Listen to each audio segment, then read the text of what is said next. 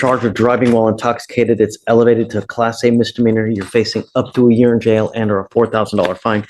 You guys have worked out an agreement where they're offering you 3 days in jail, credit for the 1 day that you've done.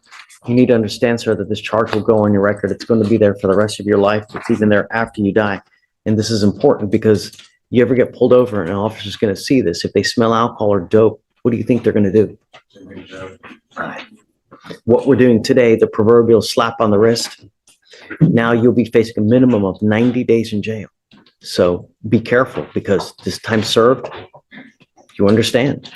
I mean, it's a minimum of 90 from now on.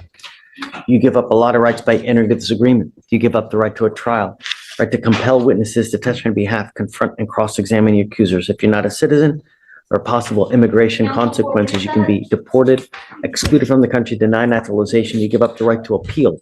Once you plead guilty, you can never change this or undo this. It will go on your record. It will be there forever.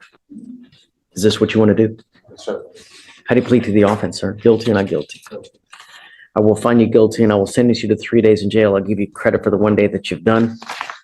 I have to suspend your license, so I will suspend it for 90 days. Do not drive until you get a license, and good luck to you, sir. Judge, I asked that his license not be suspended. It's been suspended for over 220 days already. I have to suspend it, right? If you want credit for the ALR suspension, Yes, sir. why has it been suspended for so long? I am not very sure. He just spoke. I'm filling in for Attorney Clay today, Eric Clay. So I just spoke to the client about the suspension. Part of my PR bond was not to drive, and you revoked my privilege to drive. So I've been. Well, there's a reason. Usually, if you don't have a license, you don't have insurance. Over a .15. No, I never take someone's, has to have been an aggravating factor as to why. I don't just willy-nilly take someone's ability to drive away because I take it really seriously. You know, if you're driving in a manner like going over 100 or a prior DWI or with an open container or something like that. What happened in this case, Alex? Sorry, So in this case, officers were dispatched to a crash in Harris County, Texas, and they arrived and observed the vehicle with front end damage that had hit an apartment complex entrance gate and wall You building. have a license. I had a license, valid license and valid liability.